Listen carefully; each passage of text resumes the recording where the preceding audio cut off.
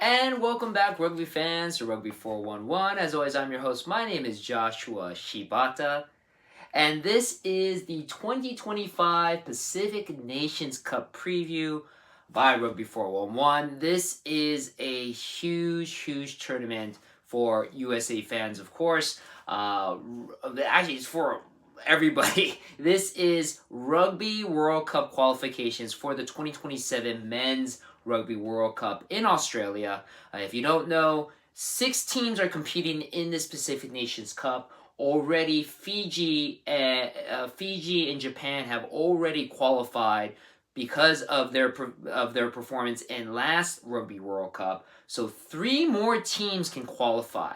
That means you can't finish last. Last place team in this tournament will not qualify right away automatically for the Rugby World Cup. I'll get into a little detail about where they go after this tournament, but if you don't finish last, you automatically qualify for the 2027 Rugby World Cup. And that's going to be huge for a couple of teams, but specifically for USA because we did not qualify for the 2023 Rugby World Cup in France. We obviously want to make up for that and, of course, prepare for the 2031 Rugby World Cup when we host that in the United States. So, big tournament, lots on the line, no pressure, USA. Let's get into it. I'm going to do a little bit of what I did with the Women's Rugby World Cup preview. I'm going to kind of go over a little bit more in detail than I usually do with the other teams involved in the tournament.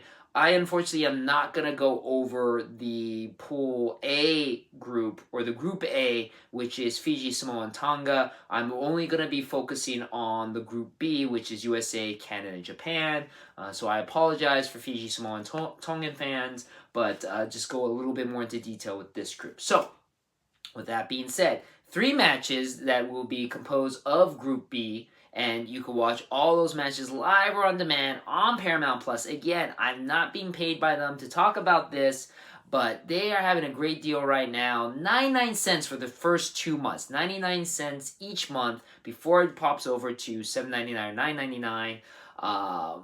You only have to watch these games if you want to, and the Pacific Nations Cup entirely will last about a month. Then you can stop paying. You don't have to pay for both. You don't have to commit. You can stop. Only pay $2 to watch every match live on demand in the entire Pacific Nations Cup. Then you don't have to do anything else. But at the same time, you could also watch the Women's Rugby World Cup. You can then watch future Rugby World Cups with the United States. If you're a UFC fan, I don't know if you heard, pay-per-views are going out the window. UFC will show all of their premium live events on Paramount Plus. You don't have to pay $60 a event now. You only have to pay $9.99 a month. It's a great deal. You might as well sign up for Paramount Plus. Plus, again, you get all the rugby. So, again, let's talk about this. First matchup is, again, the biggest rivalry. USA ranked number 16 against number 25 Canada. That will take place August 22nd, 6 p.m. Pacific Standard Time. Yes, that is the same day as the Women's Rugby World Cup kickoff, where USA women will take on the England women team, the Red Roses, at 11:30 a.m. Pacific Standard Time. So it's a full day of rugby. You can watch the USA women's take on England at the beginning of the day. Rugby Town Sevens, hey, certain somebody's going to be working that show. That's going to be during the whole day. And then you can watch USA Canada to finish up the day. That 22nd of August, this Friday, is going to be a full day of rugby. Can't believe it. That game is going to be at McMahon Stadium in Calgary, Canada. Then we have Japan, number 14 Japan, taking on number 25 Canada, August 30th, 1 a.m. Pacific Standard Time if you want to stay up that late. Or again, you can watch it on demand, Paramount Plus. That match is going to take place at UTEC Stadium in Sendai, Japan. And then the last match of pool play, USA 16 taking on number 14 Japan, September 6th, 6 p.m. Pacific Standard Time. Didn't write that down, but 6 p.m. Pacific Standard Time, Heart Health Park in San Francisco, California. Yeah, let's talk about it. So, first of all, the USA squad has been announced by Scott Lawrence for this team. Last year, the USA finished second in this pool group. They beat Canada but lost to Japan, and then USA made it to the playoffs. Unfortunately, they got knocked out by Fiji, who were the eventual winners, and then unfortunately lost to Samoa in the third place matchup to finish fourth. Again, finishing fourth in this scenario qualifies you for the Rugby World Cup, so not a bad finish. They just can't finish last. Neither can Canada either. And again, Canada also has a lot on the line for this game, for this matchup, because Canada also didn't qualify for the 2025 Rugby World Cup. I'm sorry, the 2023. Sorry, my math. 2023 Rugby World Cup in France. So Canada eagerly wants to get back in on it as well. Japan's the only team in this pool that has already qualified, so they're sitting pretty. But anyway, Scott Lawrence has announced the squad. Not too much different from the squad that was initially announced before when the summer of rugby began. But there has been a couple of additions I do want to point out. First of all, Maliu Nuiafe, or Lou, as he likes to be called by his, now it's going to be interesting, California Legion teammates, formerly of the RFCLA team. He could possibly make his debut as a USA Eagle, along with Alec McDonald, who was with the Miami Sharks, unfortunately now unattached, could also possibly make his debut. Both of them have been added to the squad roster, as well as Jake Turnbull, the return of a former USA Eagles. He has 14 caps. Interestingly enough, it's been announced he used to be with Anthem Rugby Carolina. Now he is, at least for right now, I believe maybe we'll come back to Anthem, but he is playing for the Eastern Suburbs Rugby Union Club, which is a Shoot Shield team in Australia.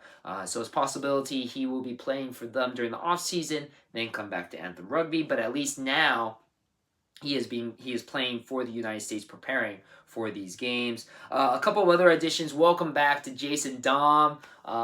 Amazing player, captain of RFCLA, now part of the California Legion. 9 caps to him. Also, we might see the debut USA Eagle for Rick Rose, who was the 2023 #1 draft pick in Major League Rugby, formerly of Miami Sharks, now, of course, now unattached. It'll be interesting to see where he lands in Major League Rugby, but he has a possibility of debuting as a Eagles in this Pacific Nations Cup. And then we also have an interesting player, Nafi Maafu, a lock. He is currently playing for the French club Montauban. He is uncapped as a USA Eagle, so he can maybe make his first cap. It's an interesting story with him. He was a USA under-20s player for a very long time, but never was capped as an Eagle. His brother, Michael Maafu, currently plays for Anthem Rugby Carolina. Nafi, as I mentioned before, plays in France. He could possibly make a debut in this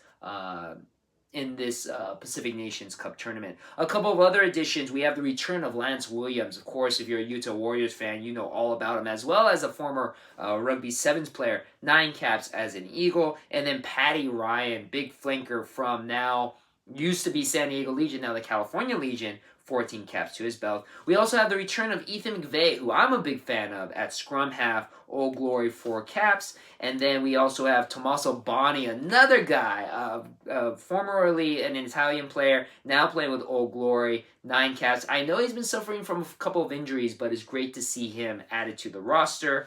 And those are the additional players to the roster and team.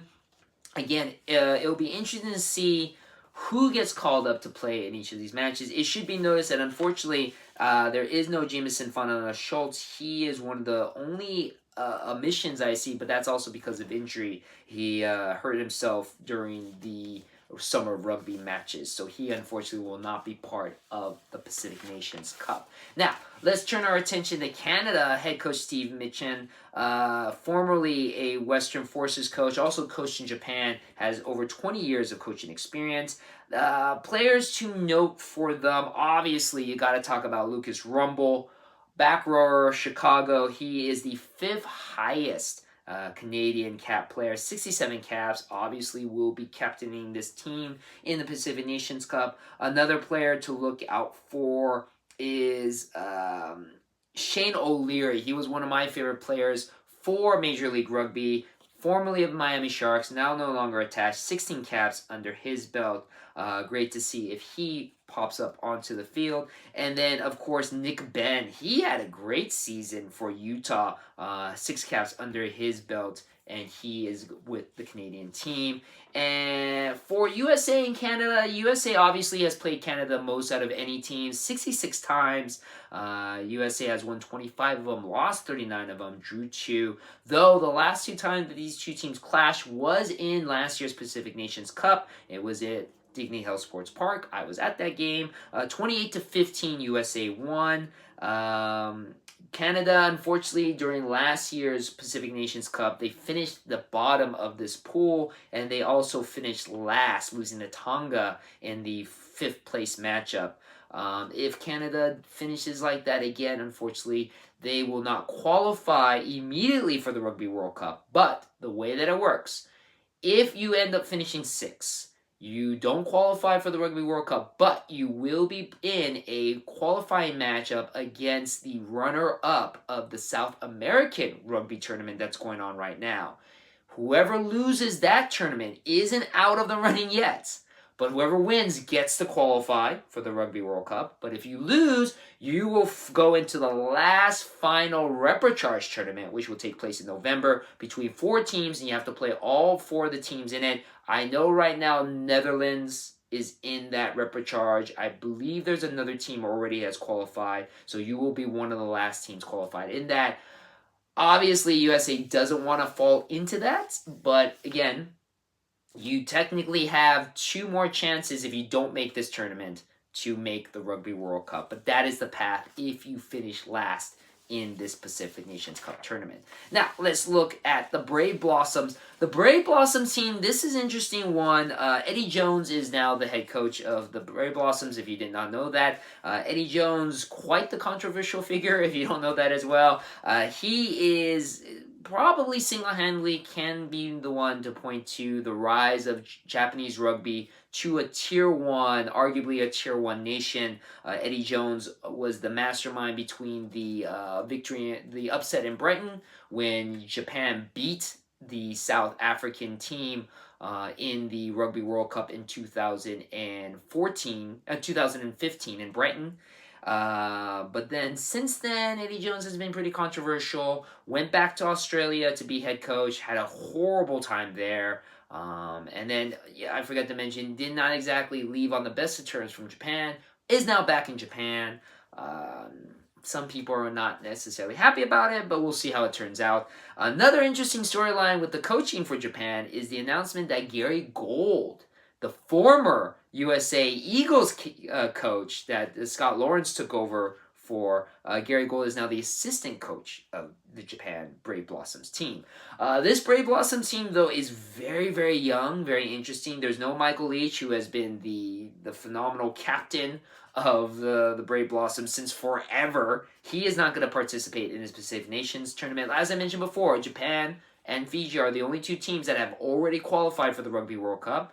So maybe there's a reason why they don't necessarily have the best or the most experienced players on this roster. Naito Saito, a guy who I love, very talented scrum half, is also not on the roster. 30 out of the 37 players that were announced on the squad have under 15 caps. 15 caps or under. 10 of them could possibly make their debut. So a very, very young Brave Blossoms team. But we'll see how they turn out. A couple players to note, though, if you're not familiar with the Brave Blossom. Dylan Riley, a South African player who is a Japanese player. He's actually, out of this roster, the most capped Brave Blossom with 30 caps. He plays for the Saitama Wild Knights in the Japan 1 League, which is the pro league for Japan. Dylan Riley, though, one of my favorite players. He is a phenomenal player. Very, very strong. Another player that you need to watch out for, and he's been making all the news lately because of what Eddie Jones has said about him. Kippe Ishida, a winger, young player, Yokohama Canyon Eagles, only 2 caps as a Brave Blossom. But the comparison that Eddie Jones made is he could be as good as Cheslin Kobe, the very phenomenal South African player. And he does look like it. I mean, I've seen quite a bit of his work in Japan 1. He's very, very fast. Very dynamic. Like I said, only 2 caps under his belt. I believe he's only 21 years old, so lots of experience to gain from him. So Kipe Ishida, a guy to watch out for. Very, very dynamic. And then, of course, a couple of other players. Warner Durns, who will probably be the captain of the squad because he's usually the captain if Michael Leach isn't captain. A New Zealander lock, plays for the Toshiba Brave Lupus. 23 caps under his belt, and then Jack Cornelison, an Australian player, lock for the Saitama Wild Knights, 22 caps. They will probably be taking co-captaincy of this team.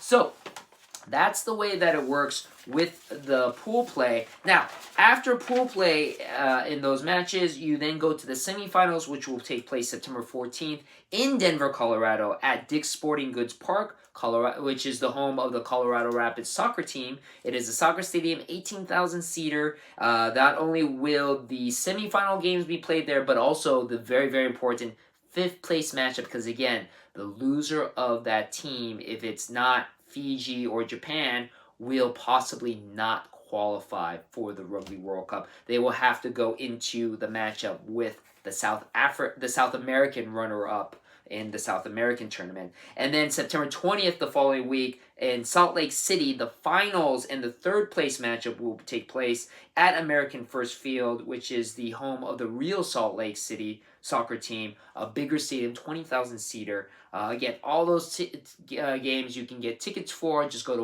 USARugby.com. Again, if you can't get to those matches, Paramount Plus. You can watch it all there.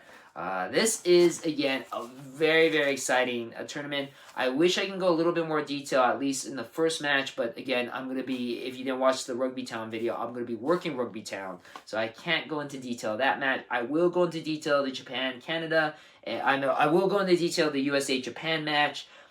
Depending on if I go to that game, I might do a watch-along with that game as well. That game, obviously, I'm going to have a little bit more split allegiance, but considering Japan's already qualified for the Rugby World Cup, I'll probably be all about USA because that's going to be a very, very important game indeed. Yeah, this is very important. This is USA's first step to qualifying for the 2027 Rugby World Cup. If we don't finish last, we're in. So, again, if you want to support USA Rugby, highly recommend watching all these games. Or if you're in the areas, if you're in San Francisco, if you're in Canada, go to those matches. If you are in Salt Lake City for the finals, Denver for the semifinals, get tickets for that. And again, I'll be updating everything on my channel. As always, thank you very much for watching. I appreciate your support, and I'll see you on the pitch.